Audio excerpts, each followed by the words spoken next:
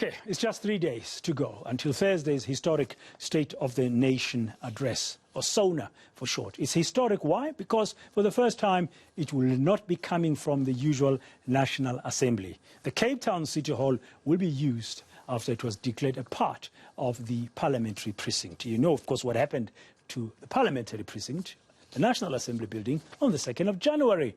It went up in flames. But this is also a significant SONA because President Maimela Ramaphosa has a mountain to climb. A state capture report on his desk, well, he received part 2 last week. A decision to be made on a new Chief Justice. A recommendation has just come out at the weekend after last week's interviews by the JSE. An ailing economy, almost stagnant, some people in some areas might argue, rising inequality and poverty levels. Many have labelled this the toughest SONA address to date. Let's hear what analyst David Maimela thinks. He's, of course, from the think tank Mistra. Good afternoon, David. Do you agree with that sentiment overall? Can we begin there that I've just expressed in my introduction, that this will be the toughest? It's number 6 of the president, but it's going to be the toughest. Then just a small correction. I actually now run my own think tank organization called the Policy Space. So the Policy Space. Sorry, David. The Policy Space. Yes. Oh, sorry about. Apologies for that. Yes. I'm sure our I used to be with Mistra. Yes. Yes. Our apologies. Our sincere apologies. Our producers did not have that information. We will correct it. We are no longer with Mistra, but with the Policy Space. Okay. Now, answering my first question, what do you think? The toughest SONA for Ramaphosa?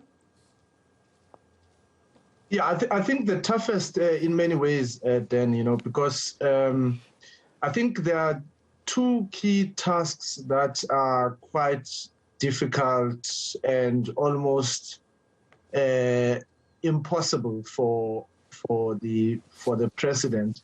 The first one is the rebuilding of the state. So he's got to sort of try and communicate the message that the project to rebuild the state is actually going on very well. And I think, as you know, the facts are actually pointing towards a very contested process, both within the state and in the governing party.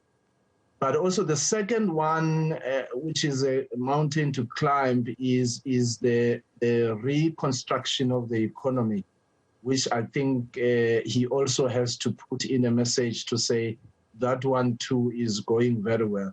But if you look at many of the indicators as it stands, it actually points to a very tough kind of scenario that the president and the government is facing, and that under the difficult conditions that he operates in, he still has to communicate a message that is giving some kind of hope. Okay, what about security? I mean, the report today coming out of the July unrest, I haven't read it yet, and pointing out that even the National Security Council is a threat to the country's safety and security, and that government, cabinet members must hold everybody accountable. I mean, security also looms large if you think about Parliament going on fire on the 2nd of January. And then we also had another national key point where there was a fire at the Waterkloof Air Force Base. You just begin to see this word security, national security, looming large as well. Surely he should say something about that, David? Well, I mean, the biggest setback that he has faced in the past 12 months is basically the July moment, what I call the July moment of 2021, as well as, of course, the burning down of the National Assembly, which is the house where the president accounts for his activities. And I think that it does not, as I said, I mean, that is on statecraft, that is on building the state, that is building on a state that works, a state with credibility and a deep sense of legitimacy amongst the people. He's got a very big mountain to climb in that regard, and security is definitely one of those, because the you have had, the economy devastated by the July moment last year, in which it will take a bit of time for us to recover fully, because already even before the onset of COVID-19, the economy was not doing well, and COVID came in to exacerbate that situation. Added to that then was the July moment. So things have not been really going well for the president or the governing party in the past 2 years on the economic front. And then you have this sense that, a national key point, as it was previously known, a national key point like the National Assembly could just go up in flames just like that. And it gives you a sense that if people can walk through as if they are going through a public school in a National Assembly, and you find that they walk through undetected, and you end up having a situation where you've got fire of that magnitude, it does not really give confidence on the fact that the state is secure or the country is secure for that. Yeah, and I mean, every year the SONA, he'll sort of speak about what's coming up for the year and what the programs that have been done, and sometimes indicate where there has been programs. But this time, I mean, I don't know about you, David. I get a sense that another message we need, especially because COVID-19 has exacerbated an already dire economic situation, social situation, inequality and poverty, that he should focus more on really giving us a practical plans of what is going to be done in various things. Like you've mentioned, for example, the economy, but be more practical. Yeah, I don't know how more practical can the president be with all the plans that he often announces at SONA, and the latest one and the biggest one being, of course, the economic recovery plan, which actually requires, and this is the big thing with the state of our economy and the state of the state, Braden, is that the South African state has been for a long time now not been able to galvanize one of the key social partners, in this instance, the private sector business, in particular big business. Because in order to restart the economy, you've got to make sure that there is sufficient high levels of investment domestically, but at the same time, foreign direct investment. But most importantly, actually, domestic investment in the economic sectors that have got a potential for growth, such as your light manufacturing, the services sector, the financial sector, and so on. If you do not have higher levels of investment in those sectors, you are unlikely to create the necessary jobs that you need, because it has been shown through many reports out there, which are accessible through various entities in the country, that you actually need to focus a lot on entry-level jobs. And those jobs can be found in the retail sector, in the tourism sector, in the financial services sector, etc. And if we do not have high levels of investment there, then you cannot have the economy moving.